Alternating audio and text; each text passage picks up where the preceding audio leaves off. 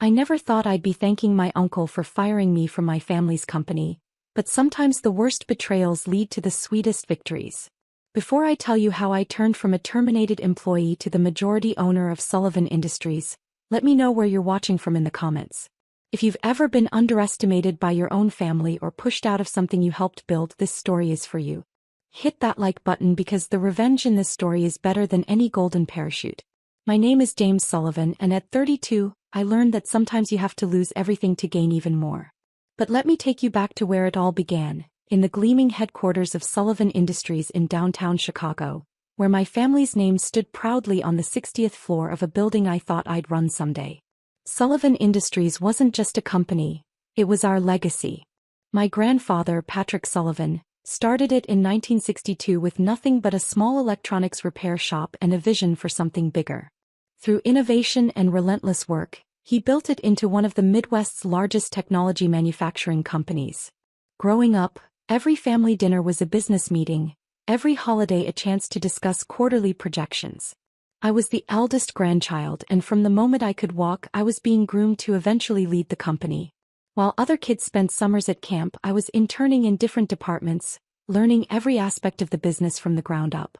My grandfather's words became my mantra. Know the business from the foundation to the penthouse, James. Real leaders understand every floor. By 16, I could read financial statements better than my textbooks. At 18, I was working on the factory floor during school breaks, learning about our manufacturing processes firsthand. My father, Michael Sullivan, ran operations while my uncle, Robert Sullivan, handled the financial side. They were supposed to be equal partners, but Uncle Robert had always been better at corporate politics than my more straightforward father. Business is about more than just products and profits, James, my grandfather would tell me during our private mentoring sessions in his home office. It's about understanding people, their motivations, their weaknesses, and most importantly, their ambitions. I took his words to heart, earning my undergraduate degree in engineering and an MBA from Northwestern. While my cousins treated the family business as their personal trust fund, I was putting in 18-hour days, learning every aspect of our operations.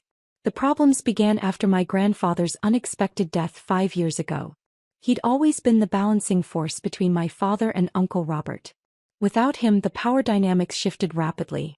Uncle Robert had 2 children, my cousins Derek and Victoria, both of whom held executive titles but rarely showed up for actual work. Derek, as Vice President of Business Development, spent more time on his yacht than in his office.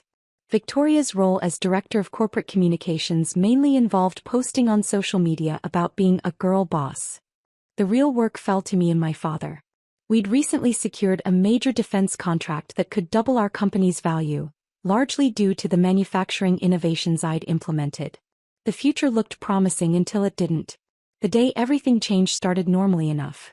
I was in my office reviewing production schedules for the new contract when my assistant, Sarah, rushed in looking worried. "There's an emergency board meeting," she said, her face concerned. "Your uncle called it, but your father doesn't know what it's about." I headed to the boardroom, passing the wall of Sullivan family photos that chronicled our company's growth. My grandfather's portrait seemed to watch me with concern as I walked by. The boardroom was already full when I arrived. Uncle Robert sat at the head of the table, my grandfather's old spot, with Derek and Victoria flanking him like corporate royalty. My father sat opposite, looking confused and increasingly angry. "Ah, James, good of you to join us," Uncle Robert said with a smile that didn't reach his eyes. "We were just discussing some necessary changes in company leadership." What followed was a masterclass in corporate manipulation. Uncle Robert had spent months quietly consolidating support among the board members, many of whom owed him various favors. He presented a series of concerns about my management style, claiming I was too aggressive in my growth strategies and disrespectful of traditional company values. "The defense contract you negotiated," he said, shuffling through papers, "while impressive in scope, exposes us to unnecessary risk. The board feels we need more experienced leadership." My father stood up so quickly his chair fell backward. "This is ridiculous. That contract could transform our company. James has done more for Sullivan Industries in 5 years than your children have done in their entire careers." "Mind your tone, Michael," Uncle Robert replied coldly. "Remember, You're not the only Sullivan who can make decisions anymore. The vote was quick and brutal. Thanks to Uncle Robert's maneuvering, the board voted to terminate my position and transfer my responsibilities to Derek. My father's protests were drowned out by corporate legalese about restructuring for company stability. "This is about teaching you humility, James," Uncle Robert said as security waited to escort me out. "You've forgotten your place in the family hierarchy. Perhaps some time away will help you remember it." Derek couldn't hide his smirk as he added, "Don't worry, cousin. I'll take good care of your office. That view of Chicago is wasted on someone so limited in vision." I stood slowly, straightening my tie. Interesting choice of words, Uncle Robert. Humility. Place. Limited vision. I'll remember those. "Are you threatening me?" he asked, eyebrows raised. "Not at all," I replied calmly. "Just taking notes for future reference." As security escorted me to my office to collect my belongings, I passed that wall of family photos again. My grandfather's eyes seemed different now, not concerned but determined. I remembered more of his lessons, ones that hadn't made sense until this moment. "Always have a backup plan, James," he told me once.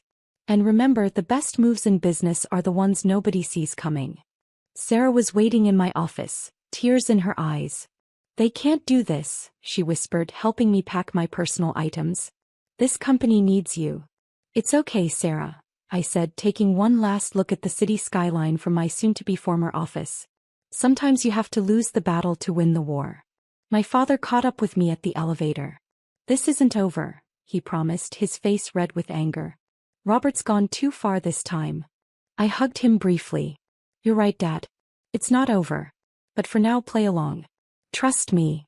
As I walked through the lobby of Sullivan Industries for what they thought was the last time, I pulled out my phone and made 2 calls. The first was to Jason Chin, my old roommate from Northwestern who now ran one of the most aggressive investment firms in Asia. The second was to Maria Delgado, a brilliant corporate lawyer who'd been trying to recruit me for years. "Remember that contingency plan we discussed?" I asked Jason. "It's time." To Maria, I simply said, "I'm ready to take you up on that offer. How quickly can you set up a holding company?" Uncle Robert thought he was teaching me humility. Instead, he was about to learn a lesson about underestimating the wrong Sullivan. Walking to my car in the underground parking garage, I smiled, remembering another of my grandfather's favorite sayings. "In business, son, it's not about who has the power today. It's about who's been quietly accumulating it while everyone else was showing off." The game was just beginning, and I had been preparing for this moment longer than anyone suspected. The 6 months following my termination from Sullivan Industries were a masterclass in patience and strategic planning. While my family assumed I was licking my wounds and learning humility, I was orchestrating the most significant business takeover Chicago had seen in decades. The first piece was already in place before they fired me. During my years at Sullivan Industries, I had been quietly purchasing company shares through various holding companies. My grandfather had taught me this strategy, helping me set up my first investment vehicle when I turned 21. "Always keep some cards hidden, James," he'd said, showing me how to structure the purchases to avoid detection. "The best advantage is the one nobody knows you have." Jason Chen's firm, Atlas Capital, became my primary partner in what we called Operation Homecoming. While Uncle Robert was busy installing Derek in my old office, Jason's team was acquiring Sullivan Industries stock through a network of shell companies. "Your uncle's making it almost too easy," Jason commented during one of our secure video calls. "He's so focused on consolidating board control that he's ignoring the actual share market." Maria Delgado proved invaluable in structuring the acquisitions. "Your uncle's weakness," she observed, reviewing the company's shareholder records, "is that he thinks control means having the loudest voice in the room. He's forgotten that true power often whispers." The most challenging part was maintaining appearances. I took a consulting position with a tech startup, making sure word got back to Uncle Robert that I was settling for a lesser role. Derek, predictably, couldn't resist gloating. "Heard you're working for some app company now," he texted one night. "How's that humility lesson going, cousin?" I let him think I was defeated. Meanwhile, I worked 18-hour days, splitting time between my cover job and my real mission. The startup CEO, a friend from business school, was happy to play along, understanding that sometimes the best moves in business require a little misdirection. Victoria's social media posts became an unexpected source of intelligence. Her constant need to showcase her executive lifestyle provided regular updates on company activities.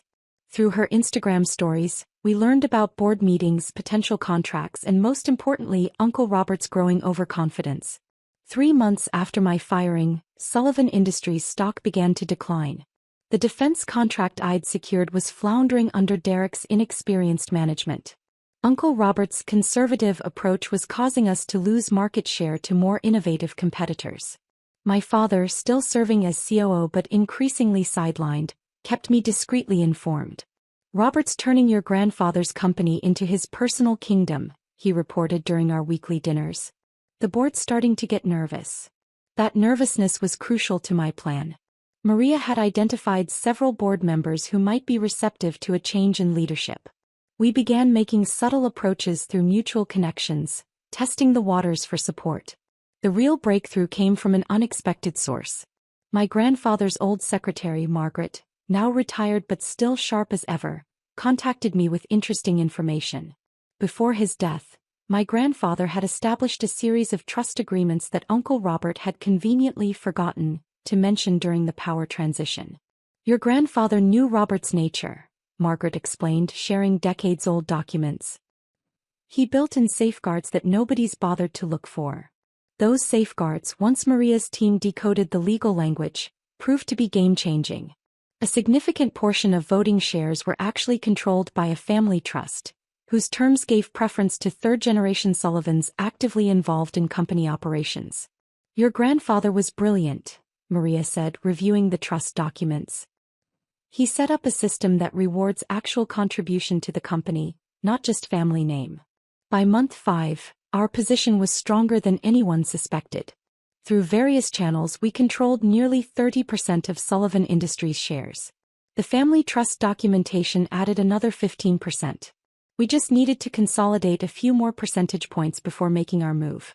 The opportunity came when Uncle Robert, growing increasingly confident in his control, decided to celebrate the company's 60th anniversary with an extravagant gala. The event would coincide with the annual shareholders meeting, where he planned to announce a new direction for Sullivan Industries. "It's going to be epic," Victoria posted on LinkedIn. "Daddy's finally taking the company into the modern era. #girlboss, #familyempire.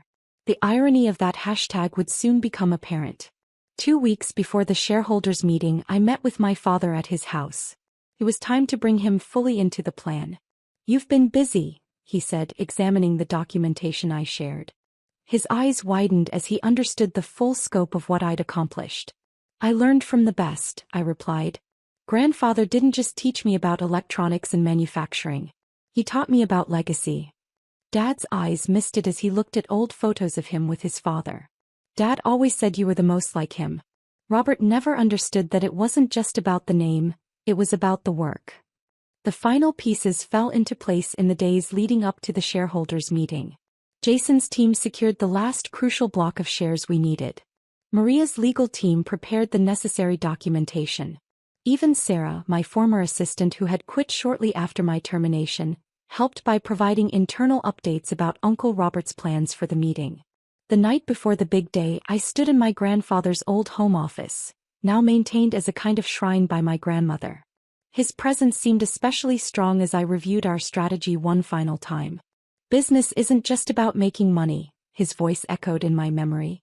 "It's about building something that lasts, something worthy of the name you put on it." Tomorrow, at the shareholders meeting, everyone would learn exactly what the Sullivan name meant to me. Uncle Robert would discover that his lesson in humility was about to become a masterclass in underestimating the wrong person. Looking at my grandfather's portrait, I smiled. "Time to restore the foundation you built," I whispered, "and maybe teach a few lessons of my own." The morning of the shareholders meeting dawned clear and cold, typical Chicago weather for early October. I stood in front of my mirror, adjusting my grandfather's old tie pin, a simple gold S that he'd worn to every major company event. Today it would witness another Sullivan milestone. The meeting was being held at the Grand Plaza Hotel, where Uncle Robert had spared no expense in creating his moment of triumph. The ballroom was decorated with 60 years of Sullivan Industries history, photos, prototype displays, and a particularly large portrait of Uncle Robert himself, recently commissioned to mark his visionary leadership. I arrived early, waiting in a side room while the space filled with shareholders, board members and family. Through the door I could hear the growing buzz of conversation, the clink of coffee cups and the rustle of presentation materials being distributed. "Ready?" Jason asked, joining me with a tablet displaying our final share counts. "Everything's in place." Maria arrived moments later, legal documents in hand. "The trust documentation is ironclad," she confirmed. "Your grandfather's provisions are clear and enforceable." At precisely 9 a.m. Uncle Robert called the meeting to order. From my hidden vantage point I watched him take the podium, the very picture of corporate confidence in his bespoke suit and practiced smile. "Welcome to this historic day for Sullivan Industries," he began, beaming at the assembled crowd. "As we celebrate 60 years of family leadership, I'm excited to announce our vision for the future." Derek and Victoria sat in the front row, both scrolling through their phones. My father sat further back, trying to hide his slight smile as Uncle Robert launched into a presentation about modernization and strategic restructuring. "The old ways of doing business are behind us," Uncle Robert declared, clicking through slides showing his proposed changes. "It's time for bold new leadership and fresh perspectives." The changes he outlined would have made my grandfather weep. Cost-cutting measures that would gut our R&D department. Outsourcing plans that would eliminate the quality control my grandfather had built his reputation on. A complete departure from the principles that had built Sullivan Industries. "And now," Uncle Robert said, reaching the end of his presentation, "I'd like to call for a vote on these initiatives. As majority shareholder and chairman of the board." "I'm afraid there's been a misunderstanding about that majority," I interrupted, stepping into the room.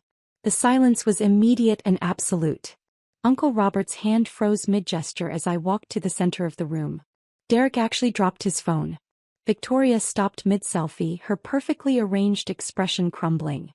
"James," Uncle Robert recovered quickly, his smile tightening. "This is a private shareholders meeting.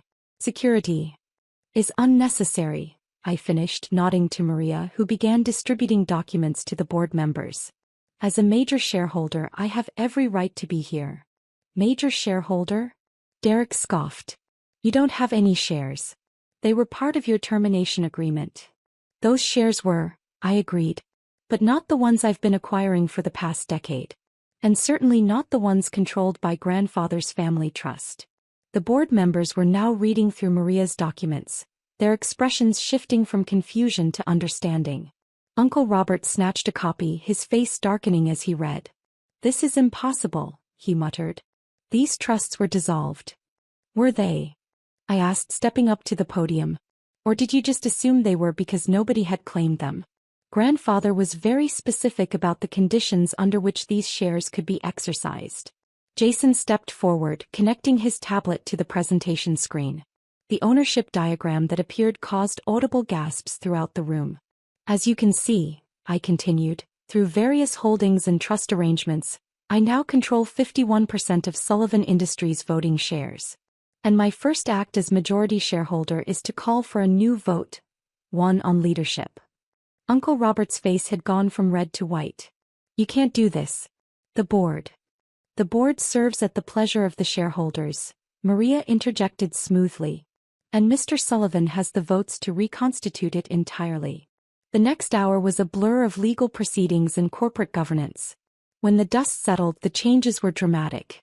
I was installed as CEO, my father restored as full president of operations. Uncle Robert, Derek and Victoria were removed from their positions, though offered ceremonial roles to save face. "This is our legacy," I addressed the shocked room. "Not a playground for entitled executives, not a piggy bank for family members who never learned the value of work. This is Sullivan Industries, built by a man who understood that true success comes from innovation, quality, and respect for every employee who helps build our products." The vote to reject Uncle Robert's modernization plan was unanimous. The board members, many of whom had known my grandfather, seemed relieved to see the company returning to its core values. As the meeting concluded, Uncle Robert approached me, his swagger replaced by uncertainty. "You planned this all along," he said. "Even before the firing." "No, Uncle Robert," I corrected him. I learned it. From every dismissive comment, every time you underestimated me, every moment you thought you were teaching me humility. The lessons just weren't the ones you intended. The aftermath was both swift and far-reaching. News of the change in leadership sent Sullivan Industries stock soaring. Employees celebrated the return of what they called real Sullivan leadership. The defense contract, nearly lost under Derek's mismanagement, was saved and expanded. Victoria's final Instagram post about Sullivan Industries read simply, "Sometimes the boss girl gets bossed. Living my best life in Bali. #new chapter #blessed." Derek tried to launch his own tech company but discovered that yacht maintenance skills didn't translate well to actual business management. A month after the takeover, I sat in my grandfather's old office. My office now, looking at his portrait on the wall. "You knew this might happen," I said to his smiling image. "That's why you set up those trusts, why you taught me everything from the ground up." My father entered carrying a familiar wooden box. "Found this in the storage room," he said. "Dad always said it was for the right moment." Inside was my grandfather's old nameplate, the one that had sat on his desk during the company's early days. Simple brass engraved with "Patrick Sullivan, Founder," and below it his favorite saying, "Build from the foundation up." I placed it on my desk next to my modern one. Old and new, foundation and future, exactly as it should be. That evening as I walked through the factory floor, something Uncle Robert had never done, I stopped to talk with Frank, our longest-serving line supervisor. "Your grandfather used to do this," he said, smiling. "And every day where the real work happens." He'd say, "Real leaders understand every floor," I finished. "Some lessons stick with you." Sullivan Industries continued to grow, but now with purpose and principle. We maintained the innovation my grandfather had valued while honoring the craftsmanship he'd built his reputation on. The Sullivan name once again stood for something more than profit margins and power plays. Uncle Robert still serves on the board, though his role is largely ceremonial. Sometimes during meetings I catch him watching me with a mixture of respect and regret. He learned his own lesson about humility, though not the one he'd intended to teach.